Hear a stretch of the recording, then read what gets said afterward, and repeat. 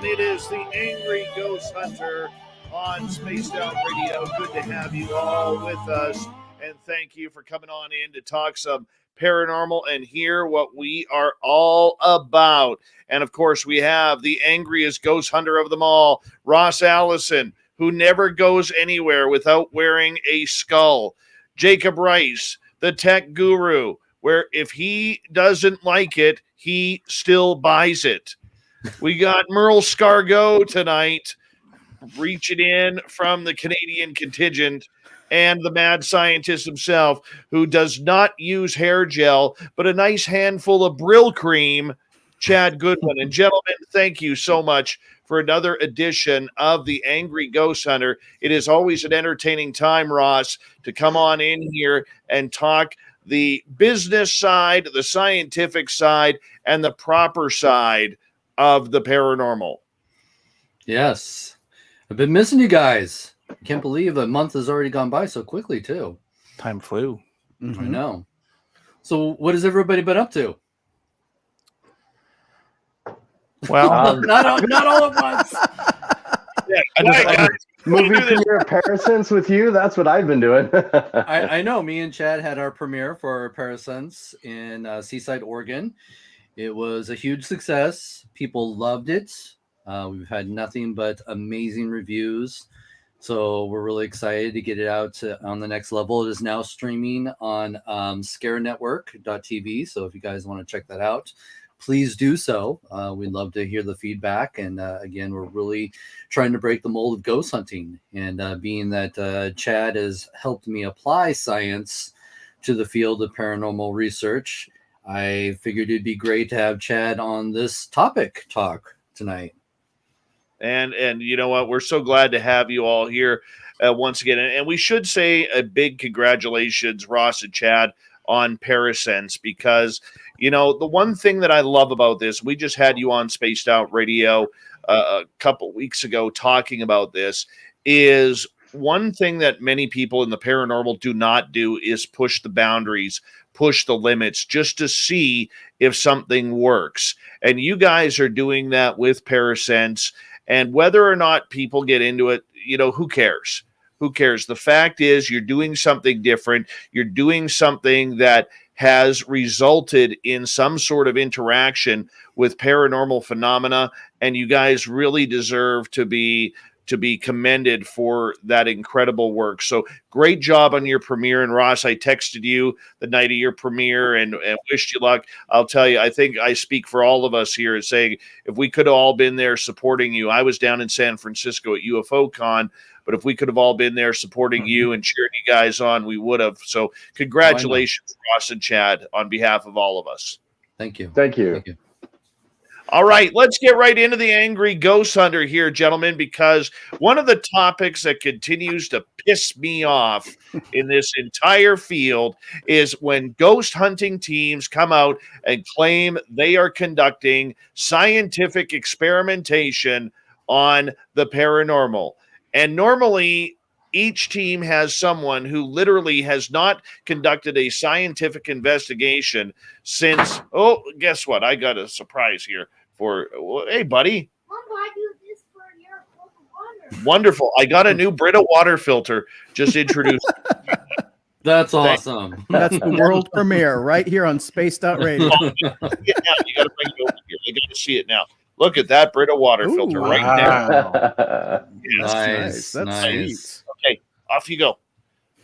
And so anyways, what I'm saying here is this, okay? We have a lot of people who come on into this field claiming that they are conducting scientific investigation on the paranormal. You know, they haven't conducted any scientific experimentation since high school. They don't even know what a purpose, a procedure, a hypothesis, a theory, or anything is. But damn it, they are conducting scientific experimentation. It makes me want to pull my nose hair out one by one, gentlemen. I'm getting tired of it. Who wants to take off? I think we should just leave it up to you, Dave. You're going. Yeah, go. You're ranting, buddy. Go with that rant flow. Yep, the skeptic. There he is. Jake, don't make me do it. Don't make me do it. Well, right? you know, it's funny that there's all these claims. Oh, we're a scientific group, but yet they want to apply religion or demonology, or even the equipment that they use is very suggestive evidence, and it's very challenging. It really is. And I've always fought to try and build credibility in this field. And it is a tough battle to fight because you get a lot of people that want to argue with you that what they are doing is scientific because they're using equipment to verify their proof. But as we know, a lot of the equipment that people are using in the field is not proof to the paranormal. I go ahead. Yeah, I mean, the biggest problem with a lot of the gear is, you know, I've seen Jake go through some stuff here with gear, and none of the gear, or very little of the gear, is actually, you know, collecting data in a way, in a manner that you can actually correlate anything. Mm-hmm. Well, and I go to Jake on this because Jake's been watching a lot of the shows, and this has always been one of my statements is like, the shows have been on we're going on 17, 18 years now. Yeah, something like that. 2004. Yeah, 18. Yeah. Going on 18. Yeah. And nothing's really changed in the field since day one. And there's millions of dollars going into the paranormal field, into a lot of these shows. And there's even, you know, shows that claim, oh, we're going to be scientific in our research. What was the group that was trying to capture a ghost in a box? Oh, Ghost Asylum, Tennessee Wraith Chasers. Where was the science in that? I have to ask you, Jay, because I did not watch it. I've been told about it. You know, it wasn't like the ghost trap on Ghostbusters by any means. They would circle a little plastic clear Tupperware thing, and the ghost would be put into it. Oh, and then they would tube it into the big kind of aluminum box at the end of the show, and then they would do sensors on it. I didn't actually recognize the sensors. And then they would say the ghost has now been transferred. But anyone, you know, you can watch what is it, Haunted Asylum or Ghost Asylum, wherever their first show was when they were doing that, for more information. They did use it on Haunted Live too. Okay, so they were detaining ghosts and then transferring them out of the earth. We could, that police type thing. Yes, So they were Spirit, you have been detaining the arrested. Come with me. I have your warrant. Wow, that's scientific. Stop and frisk. It just makes my head hurt.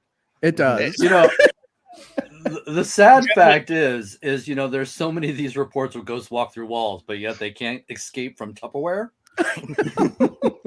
Is it that tight seal? Is that what does it? I don't know. I've had my seal pop a couple of times and had spaghetti sauce everywhere, so we know it's not all that great. Plasma. Don't microwave that ghost. When we look at it, everything on a bigger scope, look, the one thing that always tries to give the paranormal credibility or the UFO world credibility or even the cryptid world credibility is the word science. And the more we use the word science, it's almost abusive to the word science, the way that we use it in this field. And look, I get the fact that there are people out there who are amateur scientists who want to try and do their best to try and bring some sort of validation to this subject in their own terms. But I mean, the way people are doing it, I think, is absolutely hysterical. Like, how do you take them seriously? You know, you look at, you know, on their profile on their website, team scientist.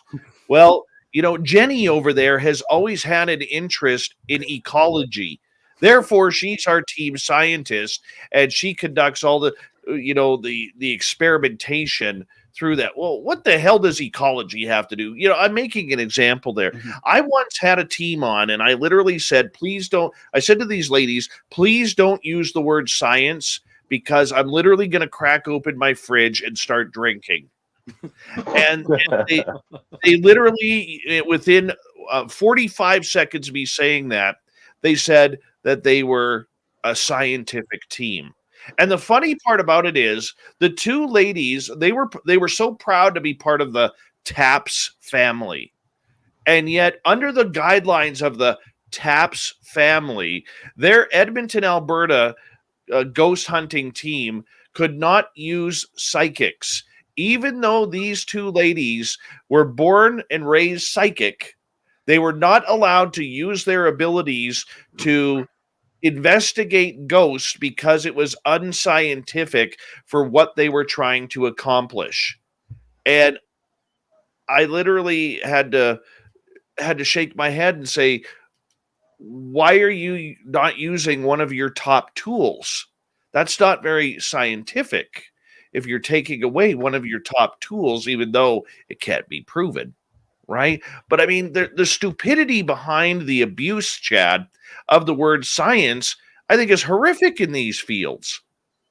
Yeah, you know, as I've been watching more and more shows, for a little while, I just didn't watch any of the shows. I just, you know, I always like to just do my own thing and not worry about that. But as I started watching more and more, you know, like the scientific approach, you know, you can go out and say you're doing an experiment, and you can say you're going out and doing a whole bunch of stuff. But again, if you don't have data, the word of the day is data. If you don't have data to back up something, and you know, the whole thing with Ross and I, what we're doing is we're working on trying to use empirical evidence felt by a human and connect that to scientific data. And so, you know, if you have your mediums out there and they can sense stuff and you can collect data, I mean, that's totally great. And empirical evidence in some cases can be scientific data, and then sometimes it's not. It depends on how it's coupled up with more information around it. Well, like one of the things that I find that it's very important is having multiple points of data as well to validate an experience. Yeah. So that's also really important. And I've heard Jake say that as well. And it's something that a lot of groups don't do. You know, they're dependent on their EMF detector to go off and say that that's a ghost. But that doesn't prove anything. Just that information alone. You know, or they hear a knock on the door. That's got to be a ghost, you know, or the boogeyman. So it's one of the things that we really got to push people to work on building that credibility and challenging themselves. They don't do enough experiments to even, you know, try to validate their thoughts and ideas. I want to get your thoughts on this, gentlemen, because I think this is an important part of the conversation here too. People, doesn't matter whether you're in the cryptid world or the paranormal world or whatever world you're in, feel that if you go spend thousands of dollars on equipment, that somehow that makes you more scientific than the guy who has a camera, a voice recorder, and looks like MERLE. Okay. Right. I mean, if that's the case, we're all screwed. That's the reality of it, guys, is people think they're conducting science because they went and spent $2,000, $3,000, $4,000, $5,000 on it or more on equipment, and that equipment is the science behind what they are doing, and that's not true at all. Jacob, I know you're going to say stuff. Yeah, so what I would do, and this is how I view myself, because I know what we're doing in the field, none of it's controlled. You would never be able to really treat it as a scientific experiment. But, well, we could debate that, but I would say it's better to call yourself a technologist than I would say a scientist, because you're using technology to, well, the bad thing about the technology is we don't have enough gadgets that record. That's one of the big problems. We have the A.G.H.O.S.T, and then a lot of the other ones, you can't get any measurement data out of it that's recorded. I have plenty of these gadgets. The only one that actually records stuff is the A.G.H.O.S.T. But when you use the gadgets, I mean, you're a technologist. I'm testing out a supposed ghost gadget to see if it will be triggered. But at the end of the day, it's looking for anomalies. In a lot of cases, they're just naturally occurring anyway. I took a bunch of my ghost gadgets, put it on my living room for a month. I live by Mount Rainier. I got vibration going off. I recorded. I had weird EMF things that happened. And if you just looked at it over a month period, you think my house is haunted. My house is not haunted. It's just there's a lot of anomalies out there, and no one knows how to filter that stuff out. That's your baseline. That's your baseline, is all of that data you collect when it's just sitting there, right? So then what you would do is you take all that data and look for these rhythmic anomalies that Yep. are happening. And I found the anomalies in it. Yeah, right. And so then when you subtract that from data you think means something, you can actually see if it does mean something. Yeah. Yeah, that's the that's the part about it, right? Baselining and then doing experiments. You can't just walk in and do an experiment. Yeah. I think you really need to get to know your room, your atmosphere, and your surroundings before you can pinpoint if you have a ghost or not. I think you need to be able to read the room, read the EMF spikes, be it the wires in the wall or whatever, just your atmospheric stuff. I think a lot of teams, and I'll use me as an example, need to spend a little more time researching that before pulling the trigger on is it haunted or not. There's more to it. yeah. And the baseline is a perfect example. It's funny too, because I'll be a guest investigator for a lot of teams out there and I'll see them, reacting to a possible high EMF reading or just a sound that they're hearing, what sounds like a knocking noise. And they immediately want to jump to the conclusion that, this must be paranormal. And I said, well, wait a minute, before you label it paranormal, some of the things that you should look at is time it. Is there a rhythm to this? Then you'll know that it's maybe some sort of generator that's kicking on every, 10, 15 minutes, things like that you have to look for. And they didn't even know about that. They didn't even know that that's something you should consider. So that was one big thing. But and I know we're going to talk about, understanding equipment as well. And that is a big part of this is they, as you said, they can spend thousands of dollars on equipment, but if you don't really understand the equipment and how it works or the reason for it, it serves no purpose. You're going to take, false readings and make it paranormal because you don't understand the equipment. That was the biggest thing with the EMF detectors. A lot of people didn't understand EMF and they'd be standing next to their TV going, oh my God, I think there's a ghost here. And it would happen quite often just because they didn't understand how the equipment worked or its true purpose. I mean, God forbid you read the user manual. No, why would you do Because that? I read the manuals. I do. And all of them, 75% of them, 3/4 of them say this is the use case for this product. And it still doesn't guarantee anything. All it looks for is an anomaly. And that's the good ones. There's others that are just garbage that, like the obelisk, that it's a ghost. Yeah, I also I had someone recently ask me when we were at the Ghost Conference, just say, okay, so I'm sitting in a space and I have my EMF and I have my whatever sensors and multiple of them go off and I hear something. Is that considered scientific? And I'm like, that's still empirical because you're the only person that had the experience and you saw all the stuff go off. But that doesn't actually mean, that doesn't mean anything if it's just you experiencing it, right?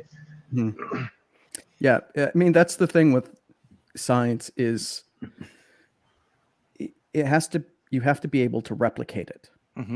And so in most cases, especially where we're at someone's house or a business, or the same conditions aren't going to come up again. In most cases, you either won't have access at the right time. It could just, that happens once a year, but you don't know. You don't know. And I would say that's the hardest thing. But I think first thing we should talk about science itself is it's really the process of discovery.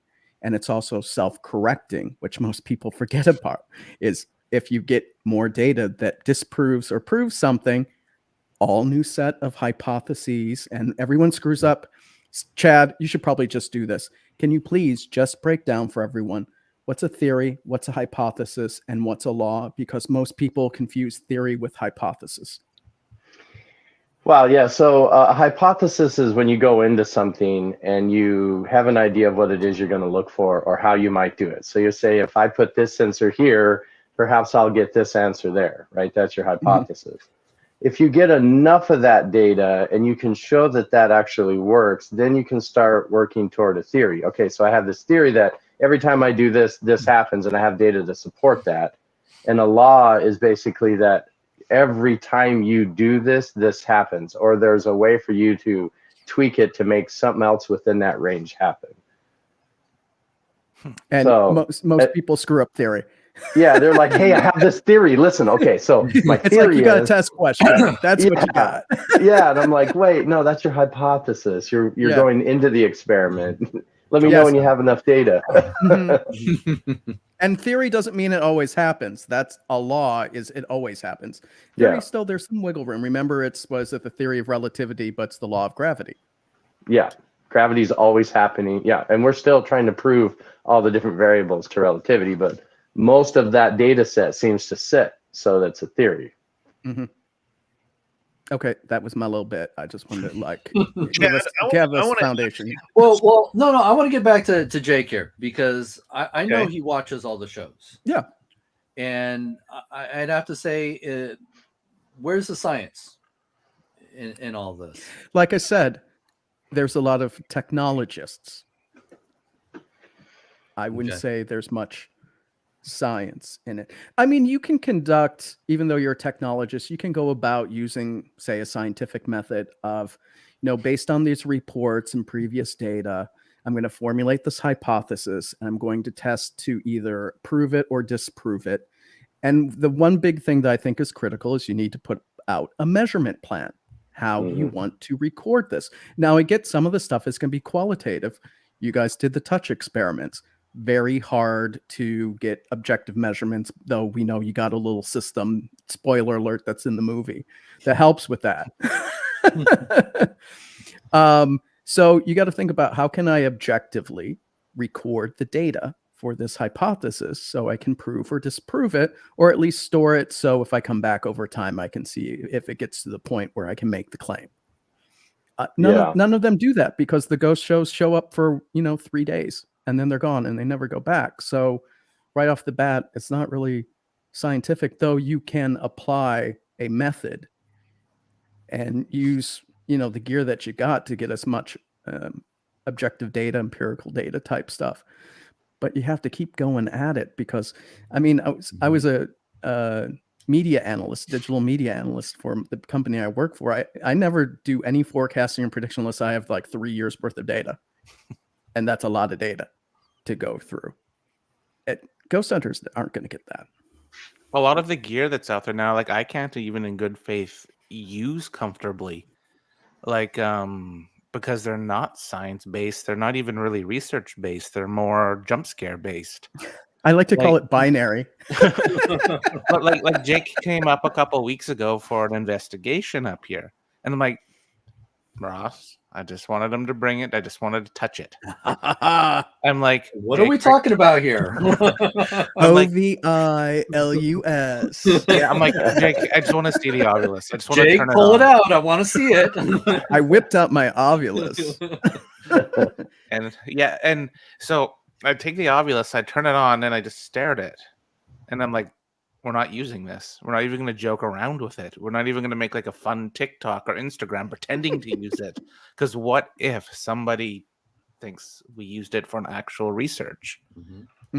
And just seeing it and like experiencing it, like we didn't even use it. I think it was out of your box for maybe 30 seconds total the entire time. Well, no, we left it out because I wanted to prove the point with it is if you just sit it out, set it on a table, it never goes off. It might just, because you're shaking it, it requires movement and other things for it to trigger a result. If you just set it down, like you have an EMF meter or something, right? You just put it on the table, let it do its thing. It was quiet. Nothing ever happened. It just sat there. As soon as you pick it up and, no one can hold their hand perfectly still, you'll start to get... It attracts the demons. Yeah, it attracts the demons, from the TV set. Carolyn. So do you have to hold it like and do a pentagram? Is that what you have to do? No, you just hold it up to the camera so you can get that sexy text to speech thing going off. But like I in good faith, I don't think I could use a piece of gear like that and present it as scientific evidence. That blows my mind. People do. Well, if you apply, common sense to how it actually works, if people understood how the technology works when it comes to an ovulus, it actually makes no sense. No, the math behind it makes no sense whatsoever. And then plus, there have been experiments done where you take the exact same models of the ovulus and put them together and they'll both come up with two different readings. Mm-hmm. If it's really a true scientific tool, they both should be picking up the exact same thing. They both should be saying the exact same thing. Yeah. But you can make a really good story. It'll be like tree, baby. Yeah, oh my God, there's a dead baby under the tree. Yeah, Like, you can totally edit that. And I will say on Ghost Adventures, I just watched the Montecito episode. It was the premiere of this season. They used the Ovilus and they showed it 3 times saying the right thing. The thing is, on an Ovilus, if you're using it, all the words stay on the screen. You can scroll. It was obvious they were turning it off and turning it back on to get a result. But when it comes to its accuracy, and this is in the manual, I have the manual, it's like run your session, and if it spits out 200, 250 words, whatever, over that Ovilus session, just pick out words that have meaning to the question To too fast. you. Choose your own adventure. Yeah. Interpret your. Oh, nice. And it says it, so I'm just like, okay, well, you're a piece of. But you're right. I don't like it. I still bought it. It looks cool. It's a nice pricey piece of equipment that unfortunately proves nothing. Mm-hmm. It's a random word generator.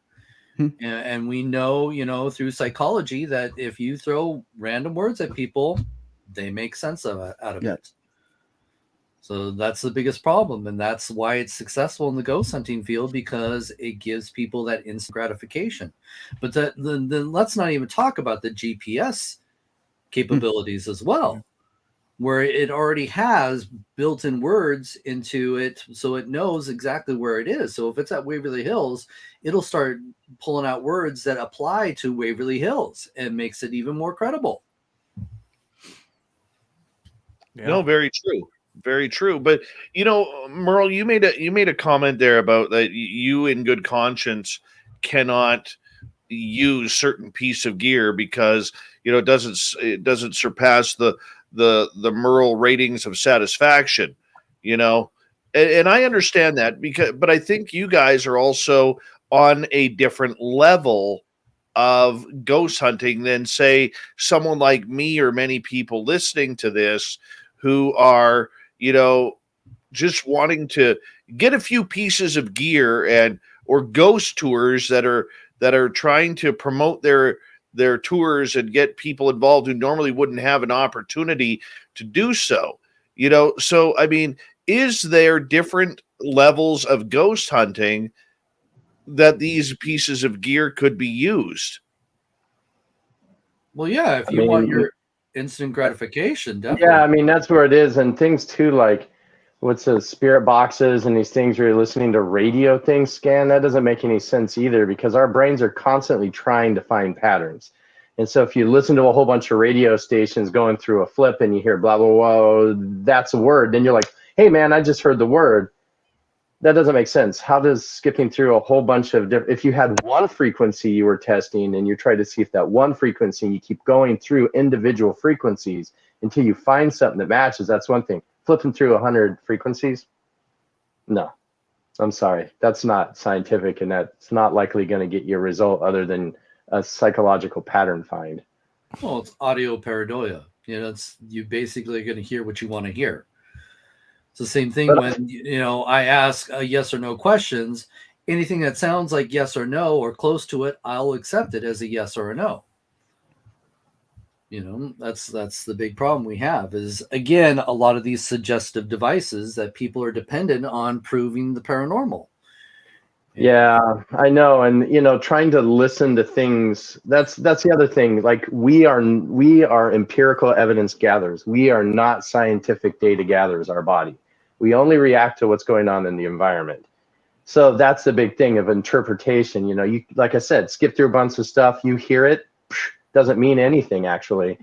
I mean, I have some theories on what I think EVPs are, and I've told Ross this, and I think I've told Jake this, and it's the main thing of my focus of the research, besides doing all the stuff that Ross and I are doing. I told Ross right away when I recognized what I think an EVP is after listening to a session, man, it's way wrong. It's way wrong to think it's going to come through a radio station. It is, I think, an electromagnetic interference that interacts directly with things.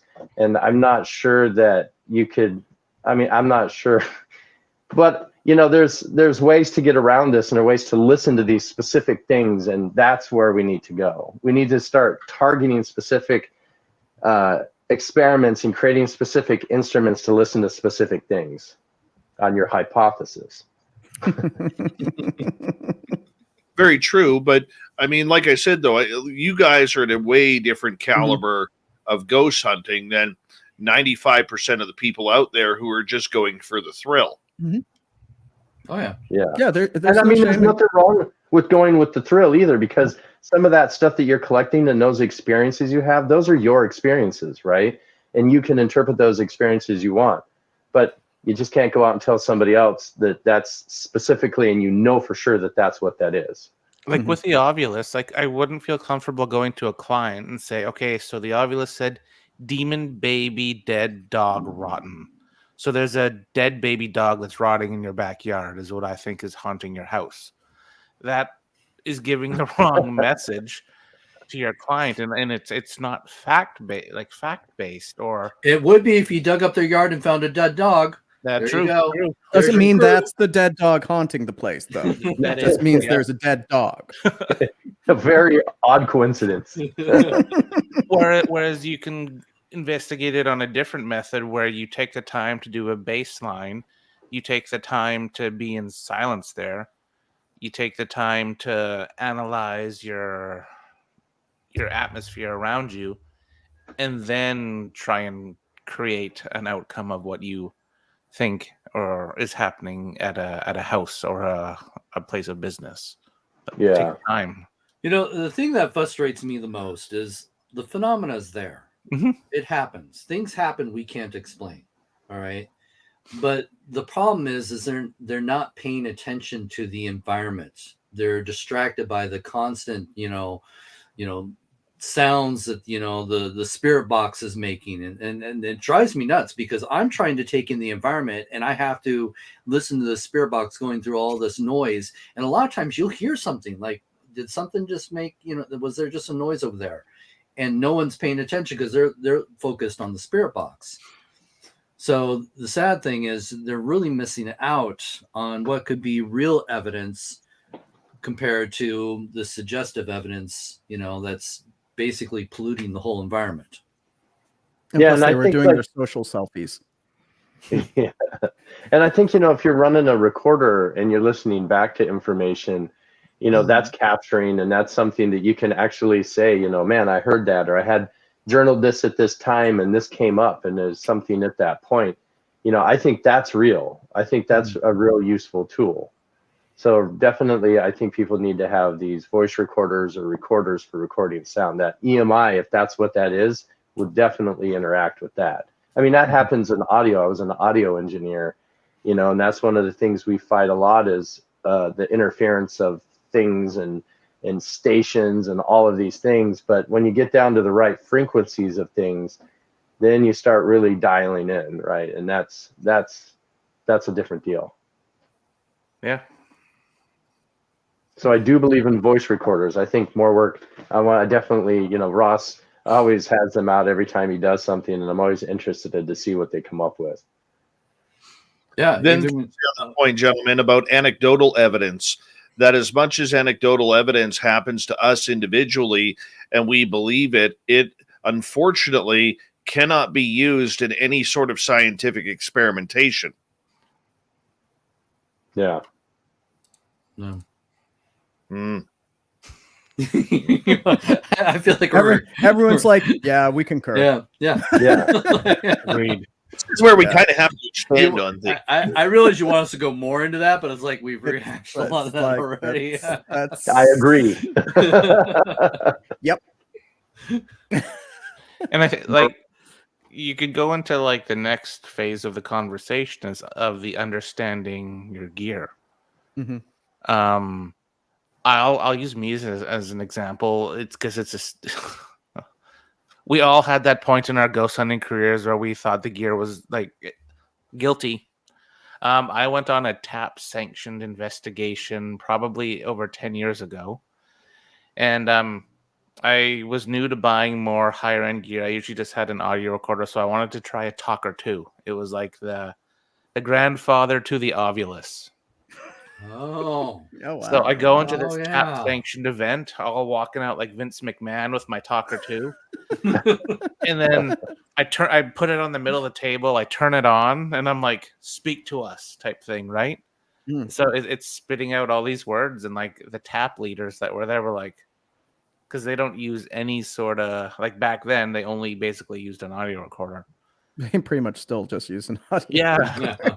And that was a good example of just, I didn't know what I was doing. I didn't take Jake's advice and read the instructions. I just put the batteries in. It was making cool words, and Hey, I remember when I met you, the big thing you pulled out to impress me was what was it called? The paranormal puck? no, I just bought that one. We were experimenting with it. I know. You were just like, oh, this is new, and you couldn't even get it to work. Because it had proximity sensor and it, like for temperature and all that sort of stuff too, but it wouldn't work on my bloody phone. Mm-hmm. But that's another And- one that spews. Well, don't out use a words, flip too. phone then. I know, right? Yeah, man. Get a new phone. Girl's still on rotary dial. Yeah. but that was the one before, maybe right before the EDI came out, because it was the puck. Yeah. It did try and sense all your atmospheric anomalies, like your temperature, your what else? Didn't have Probably vibration. vibration. No, it didn't have vibration on it. Probably had the EMF range thing if EMF, something right. breaks it. Yeah, so the EMF, Ovilus temperature, has that barometer. stuff in Yeah. it too, but it has no gauge on it. So you can see the sine wave move, but it doesn't tell you the range. And it made So- really cool Instagram. And in the photos. scientific does. field, you need the range. You need those Yeah, numbers. Yeah. Otherwise, so, you have directionality, and that also doesn't really get you very far. Yeah. So I Very mean, true. there's one gadget that I really like, and when I gave it a thumbs up, I still said they need to put a little micro SD card in so you can record it. But it's the GS2 laser grid, and it only has a range 6 feet in front of it, but it gives you a laser grid 10 feet wide with like something like 72 to 84 data points, and it does motion and temperature. And so you can tell if something's approaching you or going away, and it'll map on a grid. The problem is it doesn't record anything. So I'm kind of like, so it goes off and says something moved at like 3 feet high to your right. But It's such a missed opportunity. yeah, I'm like, just please. I mean, if you got the itty bitty like SD card size screen where it actually has all the numbers, it baselines, and then it gives you all the anomalies around it over a period of time, but it doesn't record anything. And you can't even point a camera at that little bitch because it's too tiny to see. Mhm. And I'm just like, I love you, GS2, but until you record, I just can't put a ring on it. The other that brings up a good point. The thing that Ross, back in our early days, I wrote a little bit of a paper for one of the channels that were interested in the show, and laser grids, dots. I've seen that being used quite a bit because people say they go dark and then they can see something move. That's a complete trick of your mind. You can do that on your computer screen. You can do that on a piece of paper, right? And that's another one of the things that when you're thinking about the experiments you're going to run, you really have to think about, in science, we call it a FMEA. We're doing a failure mode analysis, trying to figure out what bad things could happen or unexpected that we see or could experience during it. And that's one of the things where, when you have a piece of equipment, you kind of want to sit down and think about, okay, if I don't know how to use it, I need to read a book. If I don't know how to interpret the data, I need to know how to do that. And do some tests and see if you can fool it or yourself with it. Like the laser grid thing is something that I cannot believe in, considering that what our minds do. Yeah. with it. So are you talking the one kind of like the IR cameras that we used where you get the little star pattern, or are you talking about the hard checkerboard looking laser Yeah, I'm grid? talking about the laser grids. When you turn it on, it just shoots dots everywhere in the room. I can totally see a trick of the mind with that Yeah, one. you can't use that. That's definitely with the hard checkerboard pattern one. I think that one's a bit harder to get fooled with. It could be. I mean, I would love to do some tests and figure that out myself. But yeah, those are the kind of things where you also have to understand, and I think people really need to just think about this, is if I'm about to do this experiment, is there any way possible I could actually fool myself into believing something happened? And it doesn't take much to fool people. That's the thing, especially if they're believers. Exactly. Everything's paranormal. Yeah. I've done a lot of experiments in the lab and got results that I allowed myself to go down the path of and realize that I was completely wrong, and then had to go back and restructure everything. And so that's another thing that can happen. You got to not be too frustrated with the fact that you don't get all the data you want or information or reactions, because sometimes it takes more than one experiment to get what you're looking for. And especially with paranormal, it seems like it's so fleeting, like everything happens in brief seconds and it's here and it's gone, and you got to be able to understand what that is. And people need to understand, as we go into this field, trying to bring more science into it, it's going to be a lot of trial and error. One of the things that we talked about in Parasense is, we try to bring in some of the popular ghost hunting devices to see if they're even helping the field at all. And so it's a lot of that as well. Yeah. Well, gentlemen, it is that time of the night where we have to move on to Jacob Rice, where we get into the gear. Oh, my goodness. Your equipment. So I guess I should spoil this for you, Dave. I sold a lot of my gear. I sold a lot of it off. Why? Merle bought some because it was all. So I mean, my gear. It was just shit plugging up the toilet, man. That's right. That's right. Let me see if I got my Paralantern Plus here. Let me see. It might still be in the car. I might have to go fetch it. It's locked up in the closet. Yeah, Dave. I sold a lot of my stuff and I actually reduced and I got back to the basics. You pulled a Merle. I pulled a Merle. Well, Merle bought some stuff. Actually, he just bought my Pelican case to carry my gear. But yeah, out of all the gadgets, I've reduced. I just have my Zoom recorders now, my H4Ns, if you know those, because Merle has seen the cameras. I've got some industrial strength cameras, and the microphones they have on it are more sensitive than the Zoom. So I kept my Eddy Plus, and I kept my 360 puck as well. That's a motion detection one, and I pretty much got rid of all the rest.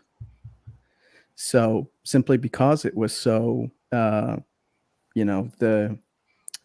data collection, I guess, was non-existent, or it was just bunk. So I'm just going to go back to the stuff that I know that works, and jettison the speculative gear.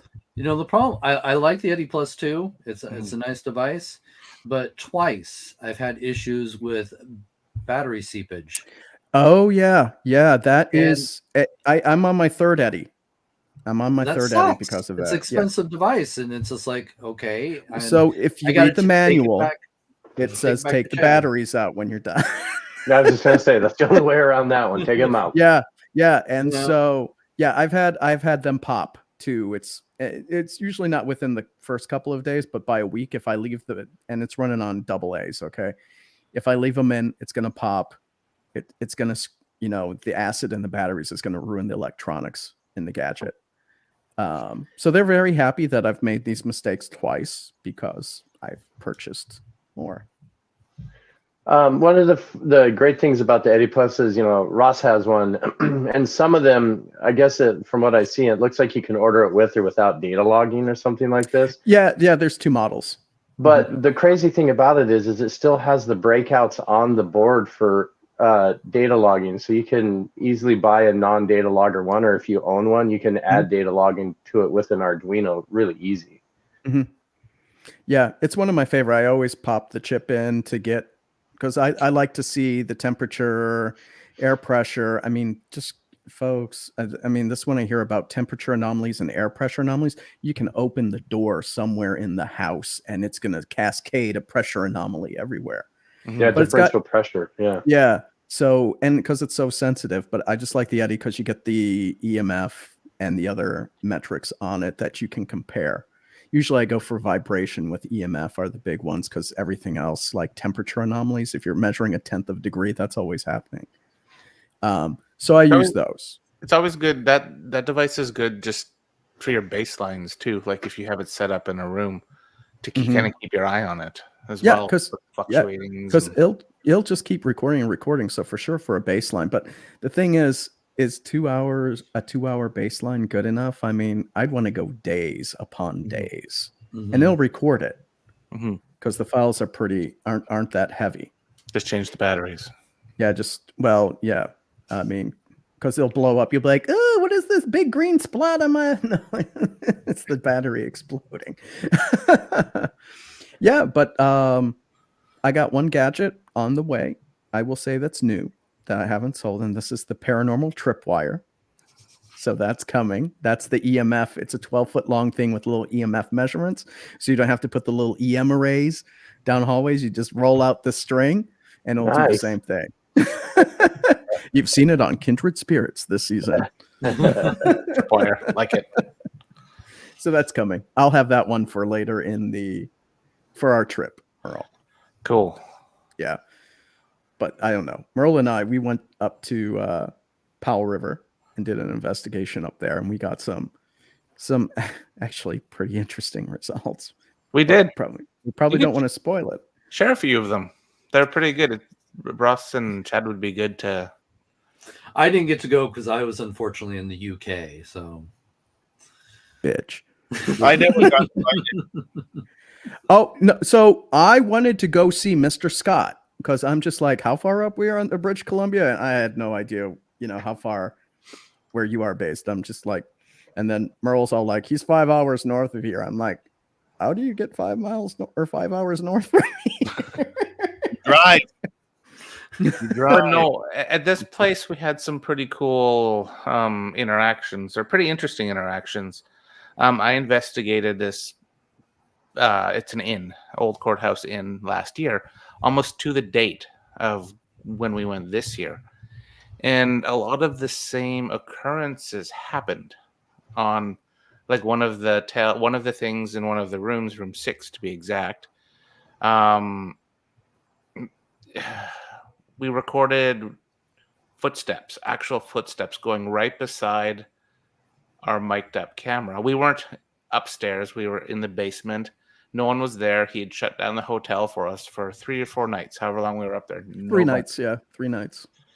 And it was empty. And then one of Jake's sensors tripped off. So the footsteps in this room went literally right beside the camera. Well, camera, microphone. Mm-hmm. And then you still hear them go, and you hear them walk past Jake's piece of gear, and it goes off like his sensor was tripped. And you see like a curtain in the background in the bathroom moved a little bit too. And so you heard the footsteps. It's like shuffle, shuffle, shuffle. And then you hear it was a Flux 2 that we had. It goes off on that side, and you see a little bit of movement with the curtain. So and in this room, like last year, I'm like, can you please open the door? Mm-hmm. And we recorded on 2 different angles last year, the door opening. And then this year, when we were downstairs on the main floor, so the door, the room where the most haunted room where all this stuff happens, is on the main floor. And when Jake, Sandra, and I were on the bottom floor, we heard the actual door handle turn, and it opened. It was pretty.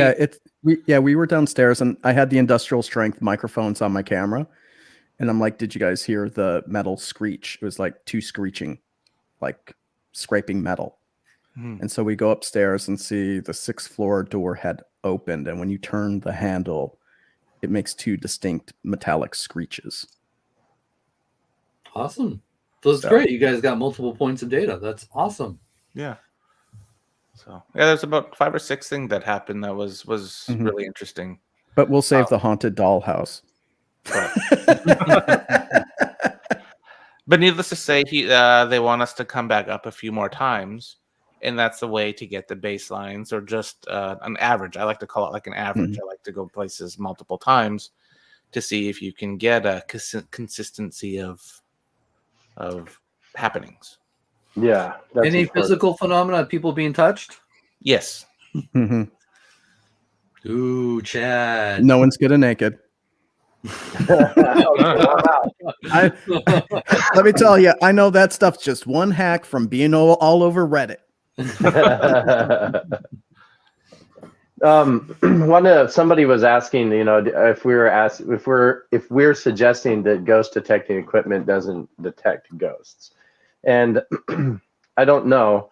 What I'm actually thinking is like, yes, it could be some instances of things. It could be interaction, like I said, if there's an EMI interaction or there's some kind of a thing, or you have a sensor go off. But again, it's hard to actually prove that that's what that is that you're gathering. It's definitely an experience, and if other things are happening in space at the time, that's an experience that you can take with you. It just doesn't really prove anything. You get anomalies. All right. Yeah. That's it. I was waiting for Dave to step in and start leading the show. Yeah. I think he's falling asleep over there. You guys are doing a hell of a job tonight. I'm just paying attention. We might as well cut MERLE off now. He's already made his word quota for the night. Oh, I said a lot tonight. Over 20 words, Dave. What are you going to do? I know. MERLE, talk. Go. Well, I'll just add more to James's. Are you guys saying ghost detecting equipment doesn't actually detect ghosts? No, we're saying not all ghost detecting equipment detects ghosts. Some do. Audio recorders detect. Like it's all your interpretation as well. I was hating on the Ovilus tonight because I don't think that the Ovilus detects ghosts. Do I think other pieces of gear do? Yes. Well, one of the things that we've learned from doing Parasense is the fact that a lot of the equipment that we're dependent on is not sensitive enough or even quick enough to pick up a lot of the phenomena that we captured. Yeah, like we have to collect much quicker than we have been, because even with the data we got, it's few data points, right? It's enough to show something's happening, but it's still too granular to know the full story. And I think gear's really important. I'm just going on to more of his question. I was rocking an H2N Zoom recorder for a couple of years, and then I just recently bought the H4N. I'm like, what was I doing? I've missed so many ghosts, possibly, or EVPs. Then, like, what's better than this one? I need a new one now. Gadgets can be addictive. You just need to fight the urge. Yes. Well, I've always said, old age. When you're trying to collect data and you're trying to collect evidence, never sacrifice quality. Mm-hmm. If you're going to go out there and, buy a camera, a video camera, buy the best one that you can get. Mm-hmm. I'm not saying that you have to spend thousands of dollars, but don't buy the cheapest. Or don't buy a bunch of cheap cameras. You have to get, something that's really high quality, because when you do get that evidence, you're going to want to analyze it the best you can. Mm-hmm. And it's the same thing with audio. If you're going to get an audio recorder, try to get the best one that you can afford. Yeah. Because you always want quality over quantity, if anything. And you don't need a ton of gear either. I mean, a few gadgets will do it, like a good audio recorder, good video camera, something that logs the environment, actually records it. That's pretty good right there. And then don't forget your personal experiences if you get touched, and then you can send that to Ross. Write that stuff down. That's one of the things that Ross has been pushing pretty hard, is journaling. That's a really, really big deal. That is one way you can take multiple experiences and start put them together and find patterns if you can't log data. Because even if you do gather enough empirical evidence that you can show patterns of that, then at least you have something that suggests that you're onto something. And then you can use that to create a hypothesis to do further testing. Yes. True. Journal. As Chad says, data.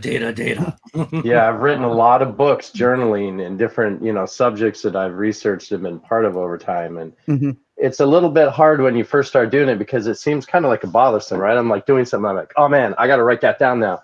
But after you get used to doing it, you know what cues mean something and don't to you, and you just make a note. It's just like time and what happened. Time and what happened. Yeah, I mean, I've been doing it more by doing voice memos on my phone. That works too. Yes. Yeah, and I'm that would just work. like, But me, I say no to that, because then what if you didn't record it? What if your batteries went out, or maybe your mic wasn't connected just right? Then you have to depend on memory, and that's where mistakes are made. okay, so you text But yourself. Ross, what if you get an EVP while you're trying to journal? Exactly. No, What I'm not happens- saying if you want to keep notes on a recorder, that's fine too. But also keep a written notes as well. Yeah, Because absolutely. then if you do run into technical errors, or it didn't record correctly, or something happened technically wise, and you have to go back and depend on memory, that's where you fail, because we know that the human mind does not record things like it should, or like you're hoping it would. You forget information after 3 minutes. It starts going away almost immediately, depending on the Exactly. experience. Yeah, especially at your advanced age. Yeah. Wow. He said it. Though he's not What? talking to me, he's talking about himself. Daddy's mature. Daddy's mature. What can I He's got a lot more gray than I do. Well, that's Look at because you're that. putting the Grecian formula in there, Rob. I don't do anything. This is all You're just natural. home. This is all natural here. With that beard, Ross, you look like you could pick an ear of corn like nothing, man. Yeah. Hey. What's also? Let's talk about anomalies. Ross isn't wearing a hat tonight. I know. Oh, None of us That's are. true. I I wasn't know. even thinking Usually of we that. do. even Merle's bald-headed tonight. Yep. Yeah, it's because I finally got my hair cut. But they cut my bangs too short. I don't like my bangs this short. Oh. So- We'll just put some of that Aussie grape smelling gel Yeah, in. Just spike Just it get some up. of that and give it some of that. I'm trying to be like Chad. I want Yeah. people to look at us like, all right, who's Chad? Which Like the one? Shoney's Yeah, big someone- boy character, that little Shoney's will. We could be the ghost hunting twins. There you go. Oh, that's a show. Ghost Ghost Twins. On Angry Ghost.